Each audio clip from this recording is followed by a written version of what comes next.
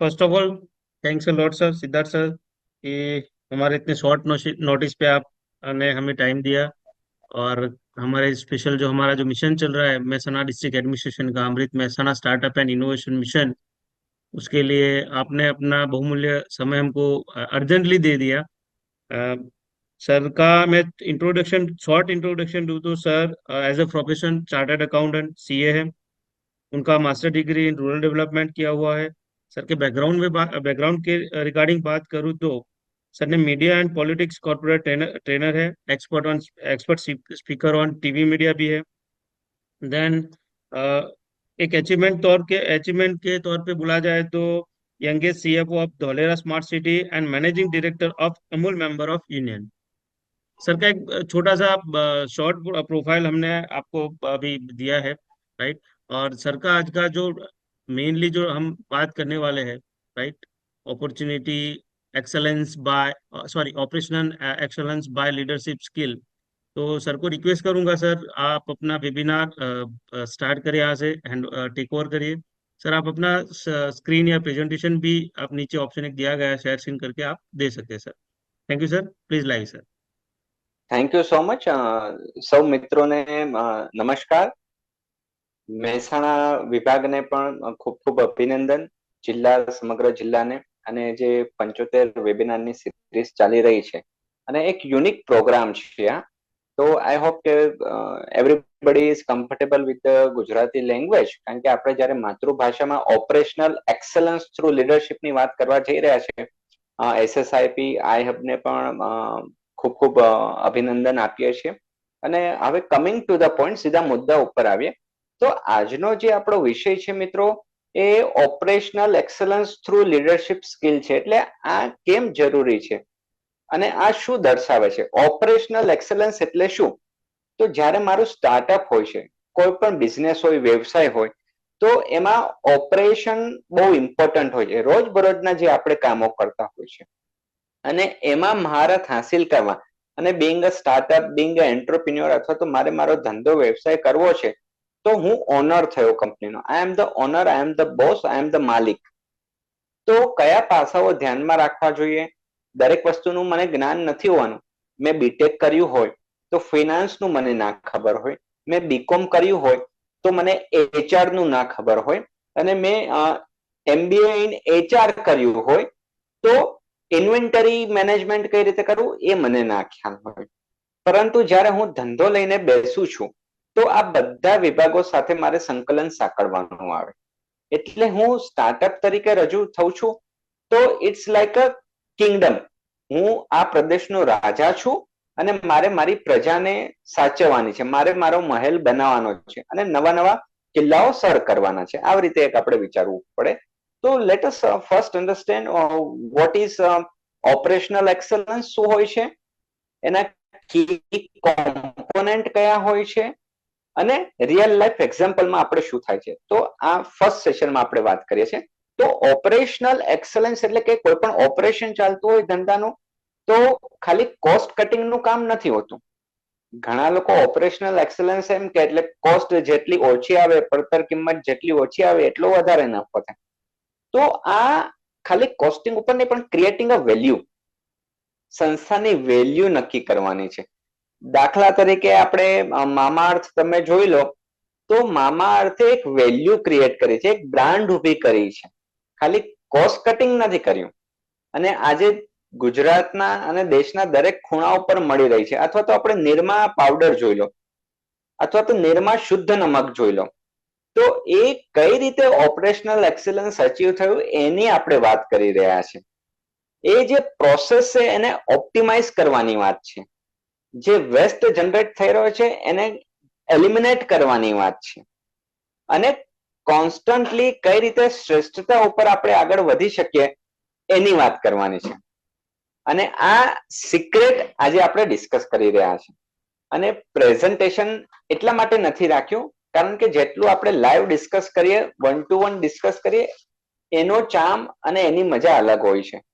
તો હવે સ્ટેપ 1 ઉપર આપણે જઈએ છીએ કે સૌથી પહેલા તો મારે શું કરવું પડશે. હું મહેસાણામાં રહું છું, તો હું એગ્રીકલ્ચરમાં છું, અથવા તો કેમિકલની ફેક્ટરી છે, મારે ફર્ટિલાઇઝરની ફેક્ટરી છે, તો કયા પાસાઓ મારે વિચારવાના છે? તો સર્વપ્રથમ એક્સલન્સ અચીવ કરવા માટે મારે જોઈશે સ્ટ્રેટેજિક ઇન્ટેન્ટ. હા મિત્રો, સ્ટ્રેટેજિક ઇન્ટેન્ટ એટલે શું? મારી પાસે વિઝન જોઈશે, દૂરંદેશિતા જોઈશે, જેવી દૂરંદેશિતા આપણા ધીરુભાઈ અંબાણીમાં હતી. શું મારી પાસે એ દૂરંદેશિતા છે જે કરશનભાઈ પટેલમાં હતી? શું મારી પાસે એ છે તો મારે આગળ વધવું જોઈએ. જે દૂરંદેશિતા વર્ગીસ કુરિયનમાં હતી, શું એવું હું દૂરનું વિચારી શકું છું? એના પછી આવે છે મિશન અને ગોલ જોઈએ. મિશન અને ગોલ, વિઝન, મિશન અને ગોલ ત્રણેય અલગ વસ્તુ છે. વિઝન એટલે મારે એક મોટી ફેક્ટરી કરવી છે, એ મારું વિઝન થયું. મિશન એ થયું કે મારે 5,000 લોકોને રોજગારી આપવી છે, એ મારું મિશન થયું. અને ગોલ એ છે કે 2025માં મારી ફેક્ટરી ઊભી થઈ જશે, એ ગોલ થયો. એટલે વિઝન મોટું હોય, મિશન સ્પેસિફિક હોય અને ગોલ નજીકના ભવિષ્યમાં જે અચીવ કરવાનો હોય ટાર્ગેટ એના વિશે હોય.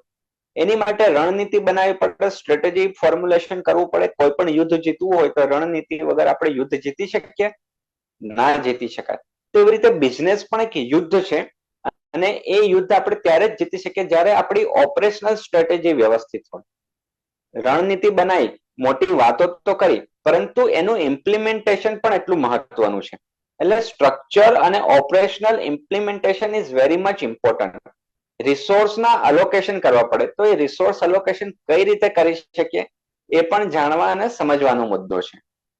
સ્ટ્રેટેજી, ઇવેલ્યુએશન એન્ડ કંટ્રોલ, તો એ આપણે કઈ રીતે કરી શકીએ? સ્ટ્રેટેજી, ઇવેલ્યુએશન અને કંટ્રોલ. સ્ટ્રેટેજી મેં પહેલા બનાવી દીધી, ચલો બની ગઈ. આપણે કરશનભાઈ પટેલે બનાવ્યું કે ભાઈ મારે નિરમાનો પાવડર બનાવવો છે, તો એમણે રણનીતિ નક્કી કરી કે પહેલા હું ક્યાં બનાવું. તો એઝ અ એન્ટરપ્રિન્યોર એ એમના ઘરેથી અને ગોડાઉનમાંથી બનાવતા હતા અને આજે થઈને નિરમા આટલી મોટી કંપની બની છે. આપણા ધીરુભાઈ અંબાણી પહેલા પેટ્રોલ પંપ ઉપર જોબ કરતા હતા અને પછી પેટ્રોકેમિકલ્સના બિઝનેસમાં આવ્યા. તો આ નાની નાની વસ્તુ છે. એક વિઝન હોવું જોઈએ, એની રણનીતિ નક્કી કરી, રણનીતિ એને બનાવ્યા પછી એને ઇમ્પ્લિમેન્ટેશન કરવું પડે, એનું અમલીકરણ થઈ ગયું પછી એને ઇવેલ્યુએટ પણ કરવી પડે ને કે હું જે રસ્તે જઈ રહ્યો છું એ રસ્તો બરાબર છે કે નહીં, ખોટો માર્ગ તો નથી પસંદ કરાઈ ગયો ને. ધંધામાં તો આવું થાય. જો આપણા બાપ દાદાઓ બિઝનેસ કરતા હોય તો તમે કદાચ સાંભળશો કે શરૂઆતના 5 ધંધા ફેલ ગયા હોય, છઠ્ઠા ધંધામાં સફળતા મળી હોય. આપણે સ્ટાર્ટઅપ હોય તો એવું થાય છે, 3 સ્ટાર્ટઅપમાં આપણને રિઝલ્ટ ના મળ્યું હોય પણ ચોથા સ્ટાર્ટઅપમાં રિઝલ્ટ મળ્યું હોય. એટલે કે જ્યારે થોમસ આલ્વા એડિસને 100મો બલ્બ પ્રયોગ કર્યો ત્યારે એમને લાઇટના ઝગમગાટ લાઇટિંગ થયું બલ્બનું, તો ત્યારે સફળ થયા. તો એ મજાકમાં એવું કહેતા હતા કે મારે 99 પ્રયોગ નિષ્ફળ ગયા એટલે એ મને ખબર પડી કે સફળ થવું હોય તો શું નહીં કરવાનું. તો આપણી માટે ઓપરેશનલ એક્સલન્સના આ બધા લીડરશિપના ઉદાહરણો છે. બીજું સમજવાનું મિત્રો એ આવે છે કે લીડરનો રોલ શું? લીડર એટલે શું? કે કોઈ નેતા એટલે લીડર કહેવાય? અથવા તો કંપનીના તમે ફાઉન્ડર હો, તમે સીઈઓ હો એટલે તમે લીડર કહેવાઓ? ના.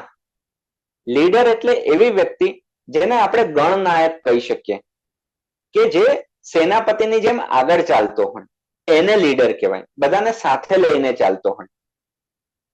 ઓપરેશનલ સ્કિલ અલગ વસ્તુ છે, લીડરશિપ સ્કિલ અલગ વસ્તુ છે. એટલે કે દાખલા તરીકે કોઈ ફોરમેન હોય, આપણે ફેક્ટરી છે કે લેથનું મશીન છે, તો લેથના મશીન ઓપરેટર ખૂબ સારો હોય, એને કઈ રીતે ઘસાઈ કરવાની છે એ એને ખબર છે, પરંતુ 15 લેથ મશીનના ઓપરેટરને પ્રોડક્ટિવ કામ કઈ રીતે કરાવવું, એમની એફિશિયન્સી કઈ રીતે વધે એ એમને ખબર નથી. તો એ 15 માંથી એક એવો માણસ હશે કે જે બધાને એવું કહેશે કે આપણે સાહેબે ટાર્ગેટ આપ્યો છે, 3 દિવસની અંદર 500 નંગનો ઓર્ડર આવ્યો છે, એ પૂરો કરવાનો છે. તો બધાને જે સાથે લઈને ચાલે છે ને, જે ટાર્ગેટ પૂરો કરવામાં મદદ કરે છે ને, એ લીડર કહેવાય. પણ એને ખબર છે કે ઓપરેશનલ એક્સપલન્સ મારામાં એ નિપુણતા નથી કામ કરવાની, તો હું બીજા જોડે કામ કરાવડાવું એમને ઉત્સાહ આપીને. તો લીડર એ અલગ વસ્તુ છે અને જે તે વિષયની નિપુણતા હોવી એ અલગ વસ્તુ છે. સ્ટાર્ટઅપમાં આપણે તો પ્રોસેસની, ઓપરેશનની એક્સપર્ટાઇઝ પણ આપણને જોઈશે મિત્રો, અને લીડરશિપની ગુણવત્તા પણ જોઈશે. એટલે બે કામ આપણે ભેગા કરવાના છે. અને આ લીડરશિપ આપણા ઓપરેશનને આપણને ધંધામાં સફળતા મેળવવા માટે કઈ રીતે મદદરૂપ થાય છે, તો આપણે એના ઉપર આપણે વધારે સમજીએ. અને ક્યાંક તમને ખ્યાલ હશે, અનુભવ સાંભળ્યો હશે તો અક્ષય કુમાર હતા, જે હિન્દી સિનેમાના કલાકાર છે. તો એમણે ભૂતકાળમાં કુંફુ આપણે ફાઇટિંગની કરાટેની તાલીમ લીધી છે, ત્યારે જઈને એક્શન સીન સારા કરી રહ્યા છે. એટલે કે એઝ અ એન્ટરપ્રિન્યોર તરીકે તમારે જે કામ કરવાનું છે તો એના તમને અનુભવ જોઈશે, અને અનુભવ મેળવ્યા પછી તમે બિઝનેસમાં જંપ લાવશો તો તમને સફળતાના ચાન્સીસ વધારે મળશે. હવે બીજી વિષય વસ્તુ એ આવશે કે નેતા એટલે કે લીડર કોને કહેવાય? Who is the leader? શું તમે અને હું લીડર છે? તો હા, એના સર્ટેન ક્રાઇટેરિયા છે, અમુક ગુણવત્તા છે. કેવી ગુણવત્તા છે તો એ આપણે સમજીશું. અને તમને જે કોઈ પ્રશ્ન થતા હોય તો એ નોટ ડાઉન કરી લેજો, અને છેલ્લે જ્યારે આપણે 10 થી 15 મિનિટ વધશે ત્યારે આપણે ક્વેશ્ચન એન્ડ આન્સર નું મિત્રો સેશન લઈશું. લીડરશિપના લક્ષણો શું? તો એમાંથી પહેલી quality characteristic of the leader is take initiative. પહેલ કરવાની વૃત્તિ. પહેલ કરવાની વૃત્તિ. બીજો મુદ્દો આવે છે પરિશ્રમ કરવાનો. મહેનતનો કોઈ શોર્ટકટ નથી હોતો. આપણે બધા મોટે ભાગે શોર્ટકટ અપનાવીએ છીએ, પરંતુ તમે ઇતિહાસના જે લીડરો છે એમની બાયોગ્રાફી વાંચશો ને તો એમાં દરેકે કહ્યું છે કે હાર્ડવર્ક તો કરવું જ પડે. હાર્ડવર્ક એટલે વોરેન બફેટ, જે શેર બજારના નિષ્ણાંત કહેવાય છે, ઇન્વેસ્ટમેન્ટ ગુરુ, એમણે પણ એ જ વાત કરી છે. અને આપણા દેશના વડાપ્રધાન શ્રી પણ આજે 18 કલાક મહેનત કરે છે. એટલે હાર્ડવર્કનો કોઈ ઓપ્શન નથી કે એનું કોઈ શોર્ટકટ. ત્યારે જઈને તમે સફળ થઈ શકો. અને કન્સિસ્ટન્સી પરફોર્મન્સ હોવું જોઈએ. એટલે કે આજે 20 કલાક કામ કર્યું, કાલે 10 કલાક કામ કર્યું, એની વાત નથી. તમે રોજ 12 થી 13 કલાકની કન્સિસ્ટન્સી હોય ત્યારે ઓપરેશનલ એક્સલન્સ આવતું હોય છે. અને લીડર કામ કરશે તો જ એના ટીમ વાળા કામ કરશે. મારી વાત સાથે તમે સંમત થશો. અમુક એવી કંપનીઓ તમે જોઈ હશે કે રાતોરાત આવી અને રાતોરાત બેસી ગઈ, અથવા તો જેવી જનરેશન બદલાઈ તો એ કંપની ગ્રોથ ના કરી અને ડી ગ્રોથ કરી અને એના પાટિયા પડી ગયા. તો આ કેમ થતું હશે? એનું કારણ શું? તો એ લોકોમાં પરિશ્રમ તો કરતા હતા, પણ વિઝન અને મિશન નહોતું. ખોટી સ્ટ્રેટેજી હતી. અથવા તો એવું એમના બાપ દાદાઓએ જે હાર્ડવર્ક કર્યું એવું હાર્ડવર્ક નહોતું કર્યું. ત્યારે જઈને ધંધો નિષ્ફળ જાય છે. અધરવાઇઝ સેકન્ડ જનરેશનનો બિઝનેસ હંમેશા સફળ જ જતો હોય છે, કારણ કે એમનું ઓપરેશનલ એક્સલન્સ તો આવી જ ગયું છે. પરંતુ લીડરશિપ સ્કિલમાં ક્યાંક ઉણપ રહી ગઈ, ખામી રહી ગઈ, એટલા માટે ફેલર થયું છે. બીજું આવે તક પારખીને કામ કરવું જોઈએ. હવે આનો મતલબ શું? તક પારખીને કામ કરવું એટલે કે એનો મતલબ એવો થાય છે મિત્રો કે સમયની સાથે જેમ બદલાવ આવતા જાય એમ આપણે બદલાવ લાવતો રહેવો પડે. દાખલા તરીકે આપણે બહુ સ્ટાન્ડર્ડ ઉદાહરણ જ લઈએ ને, કે રિલાયન્સ કંપની હતી તો પહેલા એ પેટ્રોલિયમમાં હતી, પરંતુ એમને અંદાજો આવ્યો કે હવે પેટ્રોલિયમનો બિઝનેસ પહેલા જેવો નફાકારક નથી રહ્યો, એટલે આપણે લાઈન ચેન્જ કરવી પડશે. એટલે એ લોકો શું આવ્યા? ટેલિકોમ્યુનિકેશનમાં આવ્યા, ઇન્ટરનેટમાં આવ્યા, ડેટા મેનેજમેન્ટમાં આવ્યા. કારણ કે ફ્યુચર ત્યાં છે. એટલે ક્યાં પેટ્રોલિયમ, ક્યાં ટેલિકોમ્યુનિકેશન, બંને અલગ વ્યવસાય છે, પરંતુ બંનેમાં ઓપરેશનલ એક્સલન્સ અચીવ થઈ છે. ઉદ્યોગ સાહસિકનું આ તો કામ હોય છે કે ઓપરેશનલ એક્સલન્સ લીડરે સમજવાનું છે, ફંડામેન્ટલ રણનીતિ બનાવવાની છે અને લોકો જોડેથી કામ કરાવડાવવાનું છે. તો આજે આપણે જોઈ શકીએ છીએ કે મોટા ભાગના લોકો પાસે કોનું ઇન્ટરનેટ છે, કઈ સંસ્થાનું છે, તો આપણને ખ્યાલ આવી જશે. એટલે કે તક પારખીને કામ કરવું, આઈડેન્ટિફાય ધ ઓપોર્ચ્યુનિટી. એનું જીવતું જાગતું ઉદાહરણ છે કે આપણે ગુજરાત સરકારે આઈ હબનું જે સેન્ટર નાખ્યું, 500 સ્ટાર્ટઅપ બેસી શકે એવું સેન્ટર ઓફ એક્સલન્સ બનાવ્યું છે. તો એ તક પારખીને કામ કરવાની વાત છે. માહિતી મેળવવી પડશે. જ્ઞાનનું એકત્રીકરણ કરવું પડે. આ બધા લીડરના ગુણધર્મો છે. અને આપણું જે ધ્યેય હોય, જે વિઝન હોય, જે મિશન હોય, એની ઉપર સતત વળગી રહેવું પડે. પરંતુ ઘણીવાર આપણને એ જોવામાં આવે છે કે આજે એક કામ કરવું ગમે છે, અઠવાડિયા પછી એ કામમાં રસ ના લે એટલે કે ચલો નવું કંઈક જઈએ. તો આપણે આ શોપિંગ કરવા નથી જતા મિત્રો, આ આપણે બિઝનેસ કરી રહ્યા છે, ધંધો કરી રહ્યા છે. એટલે 100 વાર વિચારવાનું, પણ એક વાર નક્કી કર્યા પછી પાછા વળીને જોવું નહીં. કાર્યક્ષમતામાં વધારે કરો રાખવો, એટલે કે એફિશિયન્સી વધારવી. દાખલા તરીકે આપણે હોટેલ ઇન્ડસ્ટ્રીમાં લઈ લઈએ વાત, તો અથવા તો આપણા ઘરની જ વાત કરીએ ને, ગૃહિણીઓની, આપણા મધર છે કે આપણી વાઈફ છે કે આપણી બેન છે એની વાત કરીએ, તો શરૂઆતમાં એ લોકો રોટલી બનાવતા હોય છે તો 10 મિનિટમાં એક રોટલી બને.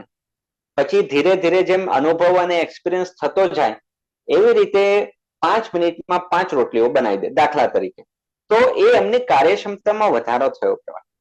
તો એઝ અ એન્ટરપ્રિન્યોર શું આપણે આપણી કાર્યક્ષમતામાં વધારો કરી રહ્યા છે? પેલા હું 1 કલાકમાં 5 કિલોમીટર દોડી શકતો હતો, તો હવે હું 1 કલાકમાં 10 કિલોમીટર દોડું છું. તો એ મારી કાર્યક્ષમતામાં વધારો થયો. તો આ લીડરશિપનું આ પણ ગુણ છે. બીજું આવે છે વ્યવસ્થિત આયોજન કરવું, પ્લાનિંગ. આપણે લોકો અહીંયા માર ખાઈ જઈએ છીએ. How to do planning? It is said that a well plan is 50% job done.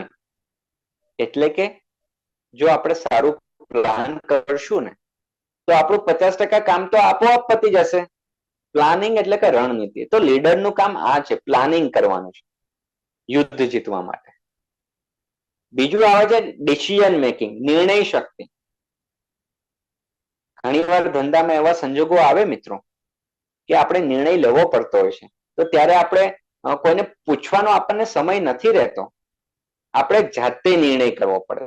Self decision making એ પણ લોજિકલ અને બિઝનેસ સેન્સ વાળું. તો શું આપણે આપણી જાતે નિર્ણય લઈ શકીએ છીએ? તમે નિર્ણય લઈ શકો છો? જો હા, તો તમારામાં લીડરશિપના ગુણધર્મો છે એવું આપણે કહી શકીએ. બીજું આવે કન્વિન્સિંગ પાવર. જો આપણે દરેક લોકો સાથે અણબનાવ બનતો હોય કે કન્વિન્સિંગ પાવર ના હોય તો એ આપણે કઈ રીતે સક્સેસફુલ થઈશું? એટલે કન્વિન્સિંગ પાવર તો જોઈશે જ મિત્રો, અને વાતચીત કરવાની પ્રભાવશાળી આદત જોઈએ. વાતચીત કરવાની પ્રભાવશાળી આદત એટલે શું? દાખલા તરીકે ઇમ્પ્રેસ થઈ જવાની વાત આવે ને, આપણે અમુક ઉદ્યોગ સાહસિકોને, દાખલા તરીકે રતન ટાટા સાહેબનું ઉદાહરણ લઈએ તો આપણે બધા એમનાથી કેટલા બધા ઇમ્પ્રેસ થઈ જઈએ છીએ, કારણ કે એમનું વ્યક્તિત્વ એવું છે. તો એઝ અ એન્ટરપ્રિન્યોર તરીકે શું આપણું એવું વ્યક્તિત્વ ન હોવું જોઈએ? ઓફકોર્સ હોવું જોઈએ. ઇમ્પેક્ટફુલ, ચાર્મિંગ વ્યક્તિત્વ હશે, વાતચીત કરવાની કલા આપણને આવડતી હશે, તો આપણો ધંધો સફળ થવાની શક્યતા ખૂબ વધારે છે. બીજું આવે કસ્ટમર ફર્સ્ટ. શું આપણે આ અભિગમ રાખીએ છીએ?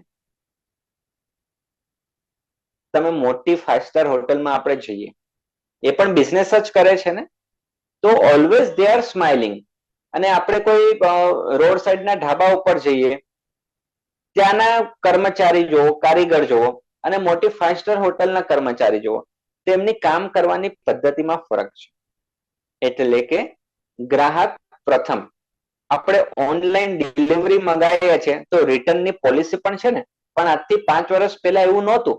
દુકાનદાર જોડેથી ખરીદીએ માલ, અને પછી જો બગડેલો માલ હોય કે પાછો આપવા જઈએ તો કે અમે વેચેલો માલ પાછો નથી લેતા. એવા અનુભવ થયા હતા તમને? થયા જ હશે. પણ આજે કોમ્પિટિશનના લીધે ઓનલાઈન વેપાર થઈ રહ્યો છે, એટલે નાના નાના વેપારીઓએ પણ એમની કાર્ય પદ્ધતિ બદલવી પડે છે અને ગ્રાહકને પ્રથમ મૂકવો પડે છે. Customer first policy. બેંકમાં પણ એવા અનુભવ થતા હશે આપને. એટલે જ હવે એનું જીવતું જાગતું ઉદાહરણ લઈએ તો આપણી ગવર્મેન્ટની ઇનિશિયેટિવ પોલિસી એ નાગરિકો જોડે જઈ રહી છે સુવિધા આપવા માટે. Customer first policy.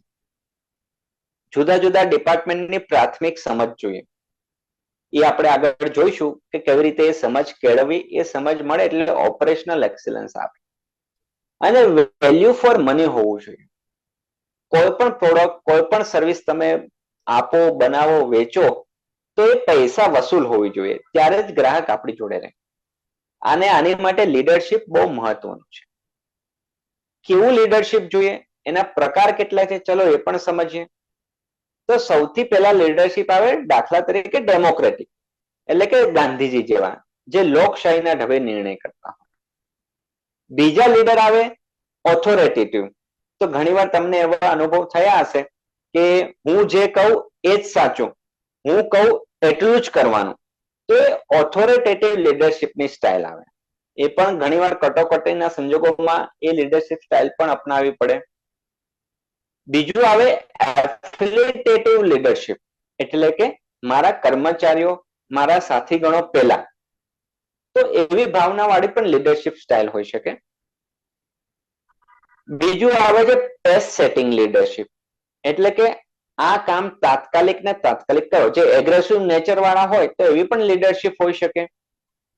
બીજી આવે છે કોચિંગ લીડરશિપ, એટલે કે હું તો સમજો, તમે પણ સમજો અને તમે લોકો આગેવાની લો. જેવી રીતે ક્રિકેટ ટીમમાં કોચ નું જે કામ હોય છે, તો એવી રીતે લીડરનું પણ કામ એની ટીમને કોચિંગ કરવાનું છે.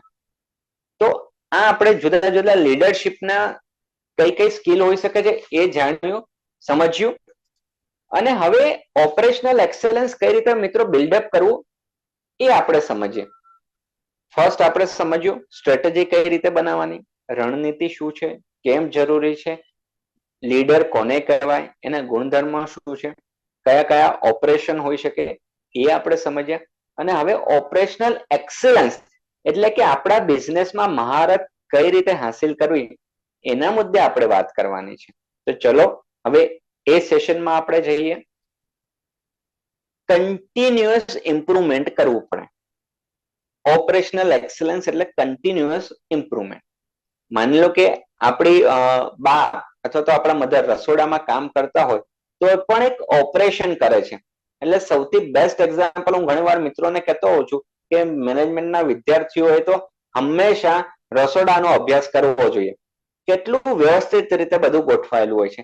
એવી જ રીતે તમે કોઈ મલ્ટીનેશનલ કંપનીમાં જાઓ છો અથવા તો ઓએનજીસી માં જાઓ અથવા તો આપણે ત્યાં જે બીજી કંપનીઓ છે, કેમિકલની ફેક્ટરીઝ છે, ફર્ટિલાઇઝરની, ઇફકોમાં જાઓ, તો ત્યાં બધી વસ્તુ સિસ્ટમેટિક એની રીતે ચાલતી હોય છે. દરેક ડિપાર્ટમેન્ટ એની રીતે કામ કરતા હોય છે. ત્યારે જઈને ઓપરેશનલ એક્સલન્સ આવે.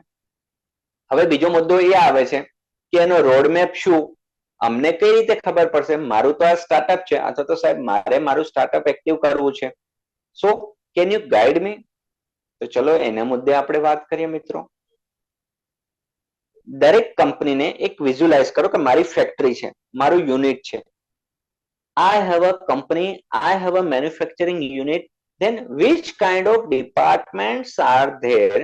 કયા કયા ડિપાર્ટમેન્ટ હોઈ શકે છે એ આપણે જાણવું પડશે. તો એમાંથી પહેલું આવે છે હ્યુમન રિસોર્સ ડિપાર્ટમેન્ટ. દરેક કંપનીમાં એચઆર ડિપાર્ટમેન્ટ હોય કે ના હોય, તમારું સ્ટાર્ટઅપ હશે તો તમારે પણ એચઆર ડિપાર્ટમેન્ટ ઊભું કરવું પડશે. એચઆર ડિપાર્ટમેન્ટ કામ શું કરે એ એક ઓપરેશનનો પાર્ટ થયો, એટલે આપણે સમજવું પડે. એચઆર ડિપાર્ટમેન્ટનું કામ મિત્રો એ છે માણસોને રિક્રુટ કરવા, સ્ટાફને રિક્રુટ કરવા, ઇન્ટરવ્યુ લેવા, પછી પિરિયોડિકલી એમને પ્રમોશન આપવું, સારું કામ ન કરતા હોય તો એમને ઠપકો આપવો, નોટિસ ઇસ્યુ કરવી, સારું કામ કરતા હોય તો પ્રમોશન આપવું, અને છેવટે ના સુધરે તો એમને કંપનીમાંથી આપણે એવા કર્મચારીઓને વિદાય પણ કરવા પડે. એમના કર્મચારીઓને સાચવવા પણ પડે. મેનેજમેન્ટની શું અપેક્ષા છે કર્મચારીઓ પાસેથી અને કર્મચારીઓની શું અપેક્ષા છે મેનેજમેન્ટ પાસેથી, એ બંનેનું સેતુનું જો કોઈ કામ કરતું હોય ને તો એ એચઆર ડિપાર્ટમેન્ટનું કામ છે. ખાલી પગાર આપવાથી એચઆર ડિપાર્ટમેન્ટનું કામ પૂરું ના થાય મિત્રો. એટલે આ પણ એરિયા ઓફ ઓપરેશનલ એક્સલન્સ, કારણ કે ધંધાનું ઓપરેશન છે, સમગ્ર માળખું છે, તો એના અત્યારે આપણે જુદા જુદા વિભાગો વિશે વાત કરી રહ્યા છીએ. જેથી કરીને as a owner, as a entrepreneur હું એ સ્ટાન્ડર્ડાઇઝેશન મારી સંસ્થામાં અચીવ કરી શકું, કારણ કે હું લીડર છું. હું ધંધાનો વડો છું. એટલા માટે આ વિભાગોની મને માહિતી જરૂરી છે. પછી આપણે આગળ વધીએ છીએ finance and account department. Yes, જેવી રીતે શરીરમાં લોહી અનિવાર્ય છે એવી રીતે ધંધામાં રૂપિયાનું મહત્વ છે. આપણે બિઝનેસ કેમ કરીએ છીએ? રૂપિયા કમાવા માટે, પ્રોફિટ કરવા માટે, લોકોને રોજગારી આપવા માટે. તો એ બધાની નોંધણી ક્યાં કરશું? ધંધાનું આવક જાવકના હિસાબો ક્યાં રાખશું? એની માટે અકાઉન્ટિંગ છે, એટલે કે નામું. જેમ ચંદ્રગુપ્તનો ચોપડો લખાતો હતો તેવી રીતે આપણું અકાઉન્ટિંગ છે. અકાઉન્ટિંગ તમે મેન્યુઅલી ના સમય તો હવે પૂરો થઈ ગયો, સમયની સાથે કોમ્પ્યુટરાઇઝ અકાઉન્ટિંગ થઈ ગયું અને હવે તો આર્ટિફિશિયલ ઇન્ટેલિજન્સ બેઝ અકાઉન્ટિંગ થઈ ગયું, એટલે ઓટોમેટિક એન્ટ્રીઓ થઈ જાય છે. અને ઓનલાઈન ઘણા બધા એવા નોટબુક્સ આવ્યું, ખાતા પે આવ્યું, રેઝર પે છે. તો એવા ઘણા બધા સ્ટાર્ટઅપ થઈ ગયા છે જે તમારું અકાઉન્ટ મુનિમ જે છે ઓટોમેટિક અકાઉન્ટેશન નું કામ થઈ જાય અને એને લગતા જુદા જુદા માર્કેટમાં સોફ્ટવેર અવેલેબલ છે. દાખલા તરીકે ઝોહો થઈ ગયું, ટેલી થઈ ગયું, ઘણા બધા આપણા ગુજરાતના પણ સ્ટાર્ટઅપ છે આ સિસ્ટમમાં. તો જે પણ ખરીદ વેચાણ થાય છે, ખર્ચાઓ થાય છે, એની એન્ટ્રી આપણે ચોપડામાં કરવી પડે કોમ્પ્યુટરમાં. તો એ વિષયમાં આપણને ખબર હોવી જોઈએ, કારણ કે આપણે જે ટેક્સ પે કરવાનો છે તો એ ટેક્સનું કેલ્ક્યુલેશન જ્યારે ચોપડામાં આવક જાવકના હિસાબો લખ્યા હશે, ખર્ચો બાદ કરતા, વેચાણમાંથી ખર્ચો બાદ કરતા જે રકમ એ આપણો નફો થાય, તો નફા ઉપર ટેક્સ ચૂકવવાનો હોય એ ઇન્કમ ટેક્સનું કેલ્ક્યુલેશન બુક્સ ઓફ અકાઉન્ટ બનાવ્યા હશે તો જ થશે, એના વગર નહીં થાય. બીજું જીએસટી આવે તો જીએસટી નો પણ હિસાબ રાખવો પડે, એના રિટર્નો ફાઇલ કરવા પડે. તો એની માટે માણસો હોય, પણ as a owner, as a માલિક તરીકે એ મને ખ્યાલ હોવું જોઈએ. કારણ કે જો હું ટેક્સ પે કરવામાં મોડું કરું છું અથવા તો કરચોરી કરું છું તો એની મને પેનલ્ટી લાગે છે. એટલે ઓપરેશનલ એક્સેલન્સનો એક મુદ્દો આ પણ છે કે હું લીડર તો બનું છું, પરંતુ એથિકલ અને જેન્યુઇન લીડર બનું છું. બીજો મુદ્દો આવે છે information technology department, third department. હવે તમે કહેશો કે સાહેબ મારી કરિયાણાની દુકાન હોય તો એમાં આઈટી ડિપાર્ટમેન્ટ, કોમ્પ્યુટર ક્યાંથી આવ્યું? તો ઇન્ફોર્મેશન ટેકનોલોજી એટલે ખાલી કોમ્પ્યુટર નહીં મિત્રો, મોબાઈલ હોય ને એને પણ ઇન્ફોર્મેશન ટેકનોલોજી સાથે આપણે સાંકળી શકીએ. કારણ કે હવે મોટા ભાગના લોકો આપણે ઓનલાઈન બિઝનેસ તરફ વળ્યા છે. તો એનું પણ આપણને ખ્યાલ હોવો જોઈએ કે મારો ડેટા ક્યાંય ચોરી તો નથી થઈ જતો ને, અથવા તો હું જે ઓનલાઈન પેમેન્ટ કરું છું અથવા તો ઓનલાઈન પેમેન્ટ હું જે સ્વીકારું છું એમાં હેકિંગ કે વાયરસ તો નથી આવતો ને. એ ઇન્ફોર્મેશન ટેકનોલોજી સિસ્ટમ પણ આપણે સરસ રીતે ધંધામાં બેસાડવી પડે. કારણ કે હવે બધું ઓનલાઈન થઈ ગયું છે, બધું બિઝનેસ કોમ્પ્યુટરાઇઝ થઈ ગયા છે. એટલે એ આઈટી નું પણ પાયાનું જ્ઞાન આપણને જોઈશે, ત્યારે જ ઓપરેશનલ એક્સલન્સ આવશે. એક જમાનો હતો તમારા, જો આપણે બા બાપુજી હોય જે બિઝનેસ કરતા હોય તો એ સમયે મોટા મોટા કોમ્પ્યુટર હતા, મોટા બોક્સ વાળા, અને હવે તો આઈપેડ આવી ગયા છે અને સ્ક્રીન પણ કેટલી પાતળી થઈ ગઈ છે. તો એ સમજવાનું જરૂર છે જે ટેકનોલોજીમાં પરિવર્તન આવી રહ્યું છે તો આપણે એની સાથે સુસંગત થવું જોઈએ. શું તમારું સ્ટાર્ટઅપ એની સાથે સુસંગત છે આઈટી સાથે? ન હોય તો એને આપણે અપગ્રેડ કરવું પડશે. અને એના અંતર્ગત જ આ કાર્ય શિબિરનું આયોજન થયું છે. પછીનું ડિપાર્ટમેન્ટ આવે છે, બિઝનેસ કરતા હોઈએ એટલે સ્વાભાવિકપણે કોસ્ટિંગ તો ધ્યાનમાં રાખવું જ પડે. કારણ કે મારી ધંધાની નફાકારકતા કઈ રીતે મને ખબર પડશે? હું એક પાણીની બોટલ બનાવું છું અથવા તો ખાતર બનાવું છું અથવા તો હું એગ્રીકલ્ચરનો વેપાર કરું છું, ખેડૂત છું, તો 1 કિલો બટાકા ઉગાડવા પાછળ કેટલીક, મણ નહીં પણ આપણે કિલોમાં વાત કરીએ તો કેટલી કોસ્ટ થાય છે, એની પડતર કિંમત કેટલી પડે છે, એ તો મારે ગણવી પડશે ને. ત્યારે જઈને હું એની વેચાણ કિંમત નક્કી કરી શકીશ. દાખલા તરીકે અમૂલ છે તો અમૂલ 10 રૂપિયાનો આઈસ્ક્રીમ બનાવે છે અને વેચે છે કે 10 રૂપિયાની દહીંની ડબ્બી હોય, તો એ 10 રૂપિયા ભાવ કઈ રીતે નક્કી થયો એ મને ખ્યાલ તો હોવો જોઈએ ને. એટલા માટે કોસ્ટિંગ ડિપાર્ટમેન્ટ હોય. તો એ લોકોને આખી ટીમ હોય અકાઉન્ટિંગ અને કોસ્ટિંગની, જે આ બધા હિસાબોની ગણતરી કરતા હોય કે રો મટીરિયલ કેટલું થયું, કયા પ્રકારના ખર્ચા થયા, પગારનો ખર્ચો કેટલો થયો, માર્કેટિંગનો ખર્ચો કેટલો થયો, મશીનનો ખર્ચો કેટલો થયો, અને એના આધારે કેટલો નફો કરવો છે, એ નફો એડ કરીને વેચાણ કિંમત નક્કી થતી હોય છે. તો શું તમારું જે સ્ટાર્ટઅપ છે એમાં તમે કોસ્ટિંગ અક્યુરેટ કરો છો કે ખાલી મગજમાં આવ્યું એવી રીતે ભાવ નક્કી કરી દો છો? કોસ્ટિંગ એ ધંધાની સફળતાનો પાયો છે. એટલે કોસ્ટિંગમાં એક્સેલન્સી, ઓપરેશનલ એક્સેલન્સી જોઈશે. મેં અગાઉ વાત કરી વેસ્ટ, તો ઘણી જગ્યાએ વેસ્ટ એમનું થઈ જતું હોય છે પણ આપણને ખ્યાલ નથી હોતો. એવું કહેવાય છે એગ્રીકલ્ચરમાં કે 15 થી 20% વેસ્ટેજ થઈ જાય છે. વાત સાચી કે ખોટી? તો એ વેસ્ટ ના થવું જોઈએ. જો વેસ્ટ ઓછો કરશો તો ધંધાની નફાકારકતા વધશે. પછીનું ડિપાર્ટમેન્ટ આવે છે મિત્રો પરચેસ ડિપાર્ટમેન્ટ, ખરીદી. ધંધો કરીએ તો વસ્તુ તો ખરીદવી પડશે ને, રો મટીરિયલ તો ખરીદવું પડશે ને, પછી આપણે એનું ટ્રેડિંગ કે મેન્યુફેક્ચરિંગ કરી શકશું. અથવા તો મારી આઈટી સર્વિસ હોય તો મારે કોમ્પ્યુટર તો ખરીદવા પડશે. એટલે એ નક્કી થયા પરચેસ ડિપાર્ટમેન્ટ હંમેશા આપણો ફૂલ પ્રૂફ હોવો જોઈએ, અને જેટલી ઓછી કિંમતે ખરીદી કરી શકશું એટલો વધુ નફો આપણે મેળવી શકશું. પણ એનો મતલબ એ નથી કે ગુણવત્તા સાથે કોમ્પ્રોમાઇઝ થાય, ક્વોલિટી સાથે કોમ્પ્રોમાઇઝ થાય. ક્વોલિટી સાથે કોમ્પ્રોમાઇઝ નથી કરવાનું, ગુણવત્તા સાથે કોમ્પ્રોમાઇઝ નથી કરવાનું, અને કન્ટિન્યુઅસ એફિશિયન્સી આપણે લાવવાની છે. એટલે ખરીદી ડિપાર્ટમેન્ટ ખૂબ મહત્વનું હોય છે. મોટો ધંધો હોય તો આપણે ટેન્ડરિંગ કરી શકીએ છીએ, ડાયરેક્ટ ખરીદી કરી શકીએ છીએ. ઘણી કંપનીઓમાં આપણે પરચેસ ઓર્ડર આવતો હોય છે. પરચેસ ઓર્ડર પણ એક ખરીદી વિભાગનો ભાગ છે, અને એના આધારે આપણે આગળ સેલ્સની, માર્કેટિંગની વિધિ કરતા હોય છે. બીજો મુદ્દો આવે છે મેન્યુફેક્ચરિંગ ડિપાર્ટમેન્ટ. હા, જો હું સર્વિસ સેક્ટર હોઉં તો વાંધો નથી, હું ટ્રેડિંગ કરું છું તો કોઈ ઇશ્યુ નથી. પરંતુ જો મારું મેન્યુફેક્ચરિંગ યુનિટ છે, પ્રોડક્શન યુનિટ છે, તો મશીનોને પણ આપણે સાંભળવા પડશે. કયું પ્રોડક્શન ક્યાં કરવું, કેવી રીતે કરવું. અમૂલનું જ ઉદાહરણ લઈ લઈએ તો અમૂલ પાસે 500 થી વધારે પ્રોડક્ટ છે, અને 10 થી વધારે દૂધના વેરિયન્ટ છે. અમૂલ તાજા, અમૂલ ગોલ્ડ, અમૂલ શક્તિ, ગાયનું દૂધ, ભેંસનું દૂધ.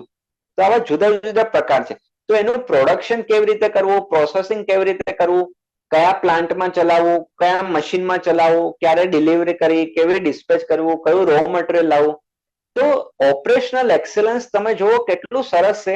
રોજ સવારે 6 વાગે આપણા ઘરે ઘરે દૂધ પહોંચી જાય છે. રોજે 365 દિવસ, સવાર સાંજ, એમાં ક્યારેય રજા નથી હોતી. So this is the best example, અને આપણું મહેસાણા જિલ્લા તો એમાં ખૂબ જ નામના ધરાવે છે. એટલે ઓપરેશનલ એક્સેલન્સ તમારામાં તો છે જ મિત્રો, એને ખાલી તરાશવાની જરૂર છે, પોલિશિંગ કરવાની જરૂર છે. મેન્યુફેક્ચરિંગ ઉપર પણ ઓપરેશનલ એક્સેલન્સ લાવવું પડશે. એટલે કે લીડરનું કામ જ એ છે કે ધંધાના બધા પાસા વ્યવસ્થિત ચાલે. પછીનું ડિપાર્ટમેન્ટ આવે છે એથિક્સ એન્ડ કમ્પ્લાયન્સ. એટલે કે બધા કાયદા કાનૂનનું અક્ષરઃ પાલન કરવું. હું સ્ટાર્ટઅપ છું, મારી ફેક્ટરી છે, તો પોલ્યુશન કંટ્રોલ બોર્ડનું પણ મારે પાલન કરવાનું છે, એન્વાયરમેન્ટલ એક્ટનું પણ પાલન કરવાનું છે, ઇન્કમ ટેક્સનું પણ પાલન કરવાનું છે, જીએસટી નું પણ પાલન કરવાનું છે. તો એથિક્સ અને કમ્પ્લાયન્સ, મારે કસ્ટમરને ઓછી ગુણવત્તા વાળો માલ નથી આપવાનો, તો આ પણ એક ઓપરેશનલ એક્સલન્સ નો પાર્ટ છે, અને લીડરનું આ પણ કામ છે કે બધું તંત્ર વ્યવસ્થિત ચાલે. એના પછી આવે છે રિસ્ક મેનેજમેન્ટ. હવે કોઈ રિસ્ક મેનેજમેન્ટ એટલે શું? રિસ્ક મેનેજમેન્ટ એટલે એવી વસ્તુ મિત્રો કે ભવિષ્યના જે ચેલેન્જીસ આવવાના છે, જે આફતો આવવાની છે, એને અત્યારથી દૂરંદેશિતા વાપરીને કઈ રીતે એ રિસ્કને આપણે ઓછું કરી શકીએ એ માટેની પૂર્વ તૈયારી. દાખલા તરીકે હું ઉદાહરણ આપું તો નોકિયા ફોન પેલા બધા વાપરતા હતા. આપણા બાપ દાદાઓ જોડે નોકિયા ફોન હશે, પેલો બટન વાળો ફોન. પછી સ્માર્ટફોન આવ્યો એપલ નો, તો નોકિયાનું માર્કેટ રાતોરાત ગબડી ગયું અને એપલ સ્માર્ટફોનનું માર્કેટ રાતોરાત ઉપર આવી ગયું. તો આવું કઈ રીતે થયું? જો નોકિયા વાળાએ રિસ્ક મેનેજમેન્ટ કર્યું હોત, કયા કયા ભવિષ્યમાં આવિષ્કાર આવવાના છે, બજારમાં નવું શું ચાલી રહ્યું છે, એ બજાર ઉપર નજર રાખી હોત તો આજે નોકિયા કંપની સ્માર્ટફોનમાં પણ નંબર 1 હોત. પરંતુ ક્યાંક ને ક્યાંક એમનાથી ભૂલ થઈ ગઈ કે ચૂક થઈ ગઈ અથવા તો ધ્યાન બહાર ગયું અને બીજો પ્લેયર ફાવી ગયો. એટલે કે એમની રિસ્ક મેનેજમેન્ટ પોલિસી માં આમ ખામી રહી ગઈ હતી, ઉણપ રહી ગઈ હતી. ઉદાહરણ તરીકે આપણે સમજીએ તો એટલે રિસ્ક મેનેજમેન્ટ કરવું પણ ઓપરેશનલ એક્સલન્સનો એક ભાગ કહેવાય. બીજું આવે છે પ્રોજેક્ટ મેનેજમેન્ટ. તો હંમેશા કોઈ પણ કામ કરીએ ને મિત્રો, તો આપણે મિશન મોડ ઉપર જવું પડે અને એક પ્રોજેક્ટ તરીકે લેવો જોઈએ કે આ પ્રોજેક્ટ હાથમાં છે અને મહિનાની અંદર આ પ્રોજેક્ટ કમ્પ્લીટ કરવાનો છે. એ તમે ગાઈડલાઈન સાથે કામ કરશો ને એવી માનસિકતા સાથે, તો જ આપણે ધંધામાં સફળ થઈ શકીએ. નહીતર ઘણા બધા પ્રશ્નો આવે આપણી જોડે. હવે વસ્તુ આવે છે કે પ્રેક્ટિકલ ટિપ્સ કઈ હોઈ શકે સ્ટાર્ટઅપ માટે, તો એ આપણે થોડું સમજીએ. કોમન ચેલેન્જીસ જે આપણે વાત કરી, તો આ બધા પ્રશ્નો તમારી જોડે હશે જ કે મને ફંડ નથી, ઓર્ડર નથી આવતા, બજાર નથી મળતું, માણસો નથી મળતા. પણ આ પ્રશ્નો તો દરેક એમએસએમઈ ના પણ છે, સ્ટાર્ટઅપ ના પણ છે, દરેક ધંધાદારીના છે. તો એનાથી આપણે બહાર કઈ રીતે આવશું?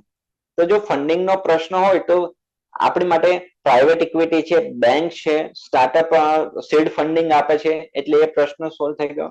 મેન પાવર નો છે, તો આપણો ધંધો સારો હશે, વિકાસ કરતો હશે, કર્મચારીને યોગ્ય પગાર ભથ્થા આપતા હશું, તો માણસો આપણી જોડે રહેશે, એમાં કોઈ બે મત નથી. તમારા દરેક પ્રશ્નોને અમે સમજીએ છીએ. એની માટે દરેક રિસોર્સ મહત્વનું છે, દરેક ડિપાર્ટમેન્ટ મહત્વનું છે. એટલે દરેકને આપણે કાળજીપૂર્વક ધ્યાનથી સાંભળવા પડે અને એનું ઇમ્પ્લિમેન્ટ કરવું પડે. એના પછી આવે છે કે નિર્ણયો કરવા કઈ રીતે મિત્રો. કે સાહેબ તમે આ મોટી મોટી વાતો તો કરી, પરંતુ મારો ધંધો હજી સફળ થતો નથી, અથવા તો હું ઓપરેશનલ એક્સલન્સ કઈ રીતે અચીવ કરું? તો એનું કોઈ રોકેટ સાયન્સ છે જ નહીં. બહુ સીધું, સરળ, સિમ્પલ સ્ટ્રેટેજી છે. એક એને આપણે સ્ટેપ જોઈ લઈએ તો કઈ રીતે. તો સૌથી પહેલા તો છે ને આઈડેન્ટિફાઈ ધ ઇશ્યુ, સમસ્યા શોધવી પડે કે પ્રોબ્લેમ ક્યાં છે. એટલે કે દુખતું હોય માથું અને ગુજરાતી કહેવત છે ને, દુખે છે પેટ ને કૂટે છે માથું, તો એવી રીતે નહીં. તમે આઈડેન્ટિફાઈ, ડાયગ્નોસિસ કરવો પડે બિઝનેસમાં શું ઇશ્યુ આવે છે, અથવા તો બજારના ગ્રાહકોને શું પ્રોબ્લેમ છે, એ એમની સમસ્યા શોધો અને એ પ્રોબ્લેમ આઈડેન્ટિફાઈ કર્યા પછી એનું સોલ્યુશન લાવો. તો એમાં આપણને સફળતા મળે અને ઓપરેશનલ એક્સલન્સ પણ મળે. બીજું, પ્રાયોરિટી નક્કી કરો. પ્રશ્નો તો ઘણા છે, જ્યાં જોવો ત્યાં પ્રોબ્લેમ જ છે. Problem number 1, problem 2, problem 3. તો પ્રાયોરિટી નક્કી કરો. સૌથી પહેલા કયો પ્રોબ્લેમ હાથમાં લેવો છે? 10 પ્રોબ્લેમ માંથી તમારે સિક્વન્સ નક્કી કરવાની કે આ મહત્વનું છે, ચલો પેલા આનું કામ કરીએ. એવું નહીં કે સૌથી પહેલા જે સહેલું કામ હોય એ કરીએ, એવું નહીં કે જે અઘરું કામ હોય એ પેલા કરીએ. જેનો જે સિક્વન્સમાં આવતો હોય એ રીતે આપણે પ્રાયોરિટી નક્કી કરવી પડે. કારણ કે એમાં આપણે સમય અને નાણાં આપવાના છે. એની ઇમ્પેક્ટ શું છે, એની અર્જન્સી શું છે, એના આધારે આ બધું નક્કી થશે. બીજું, જળ મૂળથી અભ્યાસ કરો. એટલે કે આયુર્વેદિક પદ્ધતિથી આપણે જવાનું છે મિત્રો. પાયા સુધી જવાનું છે, છેક મોડિયા સુધી જવાનું છે. એમાં સમય લાગે તો લાગવો જોઈએ, પરંતુ જ્યાં સુધી રૂટ કોઝ એનાલિસિસ આપણે નહીં કરીએ ત્યાં સુધી આપણને એનું યોગ્ય રિઝલ્ટ નહીં મળે. ચલો, રૂટ કોઝ એનાલિસિસ કરી દીધું, અભ્યાસ થઈ ગયો. હવે શું? તો હવે એના વૈકલ્પિક વ્યવસ્થા કરો, એના ઓપ્શન ગોતો કે કેટલા આલ્ટરનેટિવ્સ છે અને એમાંથી બેસ્ટ ઓપ્શન હોય એ આપણે પસંદ કરવાનો. દાખલા તરીકે આપણે વાત કરીએ તો દરેક જેટલા શહેરો છે ને બહુ પ્રેક્ટિકલ સ્ટાર્ટઅપના જ વિષય છે, કારણ કે ઈ કોમર્સની ઘણી બધી વાતો થઈ. તો ઓલા કે ઉબેર ની વાત કરીએ તો જ્યારે એમને ટેક્સી સર્વિસ ની વાત કરી તો કઈ ટેક્સી સર્વિસ ઇન્ડિયામાં લોન્ચ કરવી, ક્યારે લોન્ચ કરવી, તો કઈ વિષય વસ્તુ આવે. હવે એમની માટે તો આખું ભારત છે કે ટેક્સી સર્વિસ મારે લોન્ચ કરવી હોય તો દિલ્હીમાં પણ કરી શકું, મુંબઈમાં પણ કરી શકું, અમદાવાદમાં પણ કરી શકું, ચેન્નઈમાં પણ કરી શકું અને બેંગ્લોરમાં પણ કરી શકું. તો સમસ્યા શોધવાની છે. સમસ્યા શોધ્યા પછી પ્રાયોરિટી નક્કી કરવાની છે,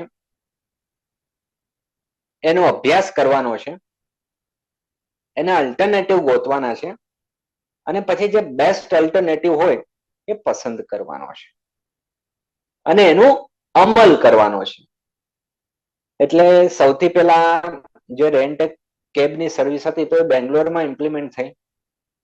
એમને ઓપ્શન વિચાર્યા, પરંતુ જે આઈટી સેક્ટર છે જ્યાં વિદેશીઓનું આવન જવન વધારે છે એટલે એ લોકોએ ઓલા અને ઉબેરે પ્રાથમિકતા આપી કે ભાઈ બેંગ્લોરમાં તો આપણે આપણું યુનિટ નાખીએ છીએ. એટલે એમની પાસે મલ્ટિપલ ઓપ્શન્સ વિકલ્પ હતા, એમાંથી શ્રેષ્ઠ વિકલ્પ એમણે પસંદ કર્યો. તો આપણે પણ એ દિશામાં વિચારવું જોઈએ કે નહીં. એના પછી આગળ મિત્રો આવે છે કે ઓપરેશનલ એક્સપલન્સ જે અચીવ થયું એ વસ્તુ બરાબર છે. હવે એની સાતત્યતા મારે જાળવવી હોય કે એકવાર મેં સદી મારી દીધી, એક પિક્ચર મારું હિટ થઈ ગયું, એક બિઝનેસ મારો ટર્નઓવર અચીવ થઈ ગયું, પછી એને મારે જાળવવું તો પડશે ને. અધરવાઇઝ શું થશે, જેમ ચડતી હોય એવી રીતે પડતી પણ થતી હોય છે. એટલે કે ઓપરેશનલ એક્સલન્સ આપણે કન્સિસ્ટન્ટ લીડરશિપ સ્કિલ દ્વારા જાળવતું રહે તો એની માટે લીડરના આ હેબિટ, આ આદતો આપણે આપણા જીવનમાં રોજિંદા અમલમાં મૂકવી પડશે. કેવી હેબિટ? હેબિટ નંબર 1, પ્રોએક્ટિવ, એટલે કે ચિત્ત જેવી ઝડપ રાખો. પ્રોએક્ટિવ કે કોઈ આગળ નીકળે એ પહેલા આપણે આગળ નીકળી જવાનું. પ્રોએક્ટિવનેસ આપણા સંસ્થામાં અને આપણા સ્વભાવમાં હોવી જોઈએ. બીજું, હંમેશા અંતને નજરમાં રાખીને કામ કરો કે હું જે કંઈ કામ કરું છું એનું એન્ડ રિઝલ્ટ શું છે એને આપણે ધ્યાન ઉપર રાખવું પડશે. પછી ત્રીજી હેબિટ છે પુટ ફર્સ્ટ થિંગ ફર્સ્ટ, એટલે કે જેમ વાત કરી હતી જે પ્રાયોરિટી હોય એ પ્રમાણે જ કામ કરો. કોઈ આપણું શોર્ટકટ અપનાવવાની નહીં કે કોઈ પણ પ્રોસેસ, કોઈ પણ સિસ્ટમ, જે પદ્ધતિ હોય, જે ક્રમ અનુસાર થતું હોય એ ક્રમ અનુસાર જ કામ કરવાનું, એને બાયપાસ કરવાનો પ્રયત્ન ના કરવો જોઈએ. એના પછીની હેબિટ છે વિન વિન સિચ્યુએશન. જ્યારે સામેવાળાને ફાયદો થશે ત્યારે જ આપણને ફાયદો થશે. એટલે કે બંનેને લાભાલાભની પરિસ્થિતિ હોય ત્યારે જઈને જ આપણે લીડરશિપ સાચી છે એવું કહી શકાય ને આપણું સ્ટાર્ટઅપ સક્સેસફુલ થાય. પછી એક આ લક્ષણો એન્ટરપ્રિન્યોરમાં એ જોવામાં આવ્યું છે કે ભાઈ મને બધું આવડે છે, મને તારી સલાહની જરૂર નથી, અથવા તો હું કોઈનું સાંભળીશ નહીં, એવું નહીં. હંમેશા કર્મચારીઓ કોઈ કહેવા માંગતા હોય તો એમને સાંભળો. આપણા ગ્રાહક કંઈક સૂચન કરવા માંગતા હોય તો એમને સાંભળો, સમજીએ અને પછી એમની વાતમાં દમ લાગે, યથાર્થતા હોય તો એનું અમલીકરણ પણ કરીએ. તો આ મુદ્દો આપણે સમજવા જેવો છે મિત્રો. અને સિનર્જી હોવી જોઈએ. સિનર્જી હોવી જોઈએ એટલે શું કે એક ડિપાર્ટમેન્ટ બીજા ડિપાર્ટમેન્ટ સાથે કન્ટિન્યુઅસ સંકળાયેલું હોવું જોઈએ. જેમ મોતીની માળા પરોવાયેલી હોય તો કેટલી સરસ લાગે છે, તો એવી જ રીતે દરેક ડિપાર્ટમેન્ટમાં સિનર્જી હોવી જોઈએ. અને જે કુલ્હાડી વાળો હોય ને, કઠિયારો જે લાકડા કાપતો હોય, ઝાડવા કાપતો હોય, તો એની કુલ્હાડી હંમેશા શાર્પન કરતો જાય છે, એટલે કે ઘસતો જ હોય છે. એટલે કે શાર્પન ધ શો. એવી રીતે તમારા બિઝનેસની જે સ્કિલ છે, જે ટેકનિક છે, જે તમારું નોલેજ છે એ સતત અપગ્રેડ કરતા રહેશો તો આપણો ધંધો 100% સફળતાની ઊંચાઈઓ હાસિલ કરશે એવું આપણે કહી શકીએ. આ મુદ્દે આપણે વાતો થઈ મિત્રો, operational excellence by leadership skill. હું એને ફરીથી સમરી કરી દઉં છું. ઓપરેશન શું એ આપણે સમજ્યા, એક્સિલન્સ કઈ રીતે અચીવ કરવું એ આપણે સમજ્યા, લીડરશિપ શું એ સમજ્યા, લીડરશિપની સ્કિલ કઈ રીતે જાળવી રાખવી એ સમજ્યા, અને મારા સ્ટાર્ટઅપને, મારા બિઝનેસને, મારી ખેતીવાડીને, મારા ઉદ્યોગને કઈ રીતે હું આગળ લઈ જઈ શકું એની આખી રણનીતિ, સ્ટ્રેટેજી કઈ રીતે આગળ વધવું એ આપણે સમજ્યા. એટલે મને એવું લાગે છે કે આપણે સમયની સાથે ચાલી રહ્યા છે. એક્ઝેક્ટ 45 મિનિટ્સમાં આપણો સેશન, મારું વક્તવ્ય મેં પૂરું કર્યું, અને હવે આપણે જે 10 કે 15 મિનિટ છે એમાં આપણે ક્વેશ્ચન અને આન્સર કરીશું. કોઈ પણ તમારા પ્રશ્નો હોય ઓપરેશનલ એક્સેલન્સ ને લગતા, આના મુદ્દે ફરીથી 6 સિગ્મા પણ આવશે. 6 સિગ્મા છે, ટોટલ ક્વોલિટી મેનેજમેન્ટ છે, આ પણ ઓપરેશનલ એક્સેલન્સ ના પાર્ટ છે કે કઈ રીતે મેન્યુફેક્ચરિંગ બેસ્ટ થઈ શકે.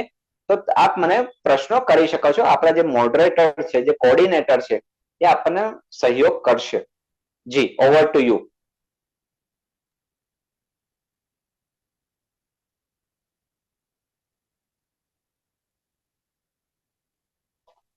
Thanks a lot sir.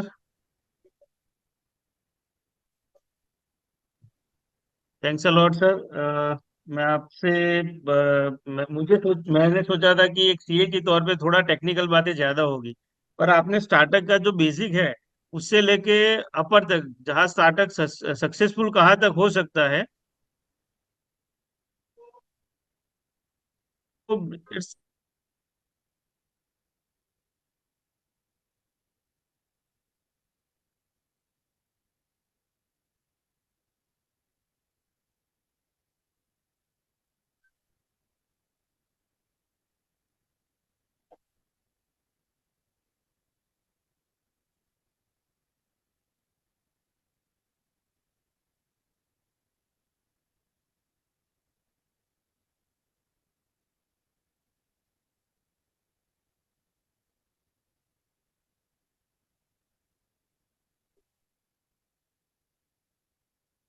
Sir sound આવે છે મારો? હા, રેડી રેડી. ઓકે.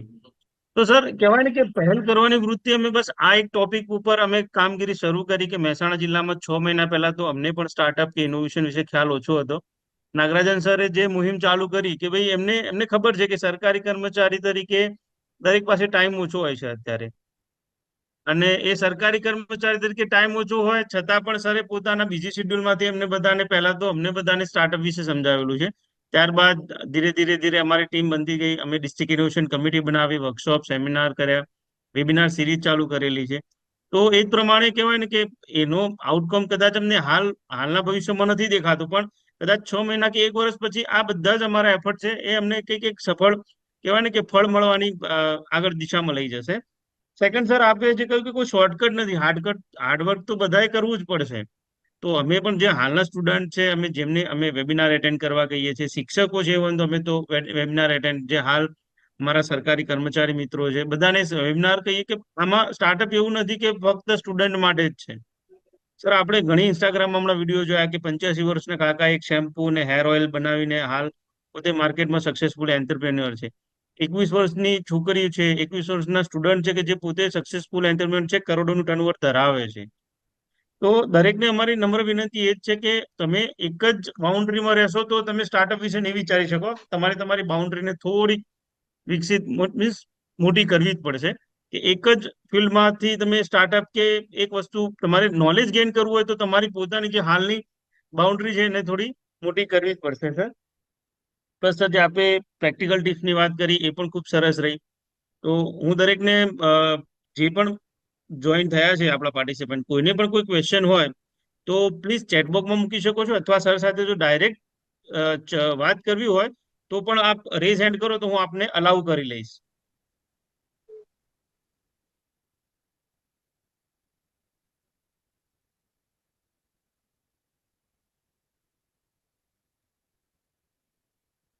કોઈને પણ કંઈ પણ ક્વેશ્ચન હોય, જસ્ટ નીચે રેઝ હેન્ડ કરીને એક ઓપ્શન આવેલો છે, તમે રેઝ હેન્ડ કરશો તો તમે ડાયરેક્ટલી સર સાથે વાત પણ કરી શકશો, અને જો આપ ચેટબોક્સ પણ અવેલેબલ છે, આપ આપના ક્વેશ્ચન ચેટબોક્સમાં પણ મૂકી શકો છો.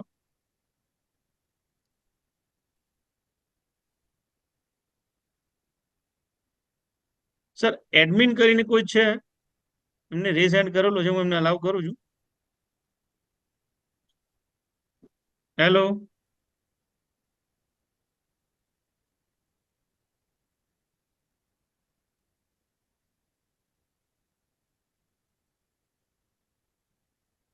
Hello sir.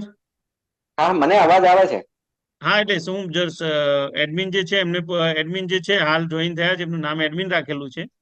હા, તો એમને જો મેં એમને અલાઉ કરેલું છે ટોક કરવા માટે.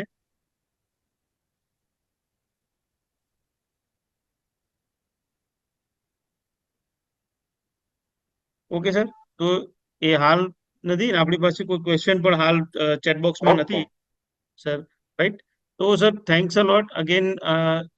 મહેસાણા જિલ્લા વહીવટીતંત્ર મહેસાણા, સમગ્ર જિલ્લા વહીવટીતંત્ર મહેસાણા દ્વારા આખી અમારી સમગ્ર ટીમ આપનો ખૂબ ખૂબ આભાર માને છે સર. ફ્યુચરમાં જો થેન્ક આ યુ. રિલેટેડ કોઈને કંઈ પણ ક્વેશ્ચન હશે તો અમે આપને જરૂર કોન્ટેક્ટ કરીશું. Thanks a lot again sir. Thank you so much sir. Thank you.